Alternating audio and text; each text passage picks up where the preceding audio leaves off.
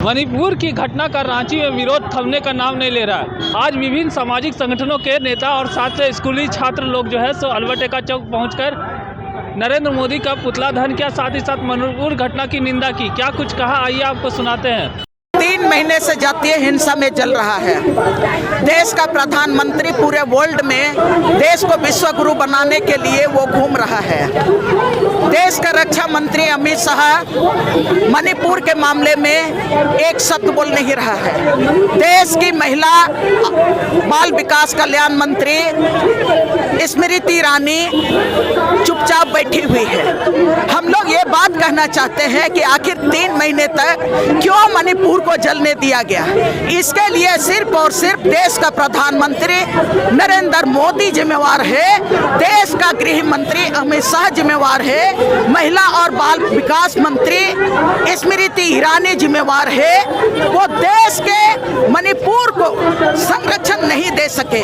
अविलंब उनको सत्ता में बैठे रहने का कोई नैतिक अधिकार नहीं है। हम लोग उनके इस्तीफा मांगने के लिए आए हैं।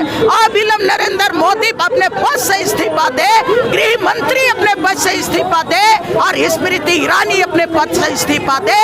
और मणिपुर के जो भारतीय जनता पार्टी की सरकार है उस सरकार को भी इस्तीफा देना चाहिए। उनको कोई नैतिक अधिकार नहीं है कि वो 3 महीना तक हमें मणिपुर को जलने देने के बाद आज वो गद्दी में बैठेंगे।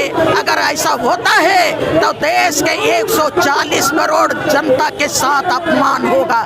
इस्तीफा उनको देना पड़ेगा। इसलिए हम लोग आए हैं। धन्यवाद देना चाहते हैं हम लोग सर्वोच्च न्यायालय को कि उन्होंने संज्ञान लिया।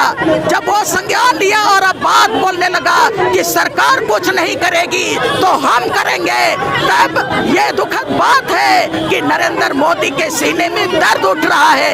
ये सिर्फ और सिर्फ देश की जनता को बरगलाने और भरमाने का बयान दिए हैं। इसलिए हम लोग नरेंद्र मोदी से इस्तीफा मांगने के लिए आए हैं।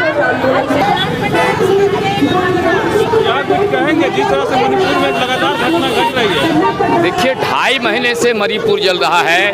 वहाँ की महिलाओं के साथ रेप, बलात्कार और उसके ऊपर दमन ढाए जा रहे हैं। और देश के जो गृह मंत्री हैं, देश के जो माननीय प्रधानमंत्री हैं, पूरी तरह से मौन है। कल तक जो कहते थे मनमोहन सिंह को कि मौनी बाबा है, लेकिन ये तमाम घटनाओं में हम लोग देख रहे हैं कि मौनी बाबा को भी पीछे छोड़ करके माननीय प्रधानमंत्री अब चुप्पी तोड़े और मणिपुर के महिलाओं के साथ इंसाफ करें। नहीं तो जिस तरह से देश के अंदर में देश के आम नागरिकों की एकता को तोड़ने की कोशिश की गई, ये वोट की राजनीति देश के अंदर में खतरनाक मुहाने पर खड़ा हो गया है।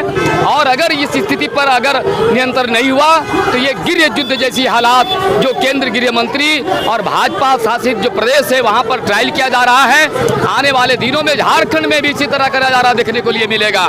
इसलिए देश में और राज्य इस तरह के आग और आवेश के हवाले नहीं हो। इसलिए माननीय प्रधानमंत्री और गृह मंत्री अविरत इस पर जो है कार्रवाई करते हुए मणिपुर में शांति बहाल करें, वरना अपनी सत्ता से इस्तीफा दें। जिस तरह से स्कूल के बच्चे भी आज आए थे प्रदर्शन करने के, क्या कुछ कहेंगे? सवाल सिर्फ स्कूल के बच्चों का नहीं है। जिस तरह से हम लोग देख रहे हैं कि स्कूल के बच्चे आ रहे हैं, उनकी माओं के साथ कत्लेआम हो रहा है, महिलाओं के साथ जो है ना दुराचार हो रहा है, तो हमारे आने वाली जो बेटियां हैं वो भी तो आने वाला दिन उसी तरह के दुष्कर्म के शिकार होंगी। वो आने वाला हालात है और देश के अंदर में जिस तरह का माहौल बन रहा है, वो डर, भय, आतंक, दहशत, जो भय, भूख, भ्रष्टाचार का नारा दे करके सत्ता में भाजपा आई थी, आज उसको सरजमीन पर लागू करने की जरूरत है। देश के अंदर में आतंक और भय मौजूद है और बच्चों के आंखों में भी ये आप भय देख सकते हैं। इसीलिए अविलंब मणिपुर के हालात को काबू में लाया जाए, नियंत्रित किया जाए और शांति बहाल किया जाए, वरना गद्दी से इस्तीफा दिया जाए।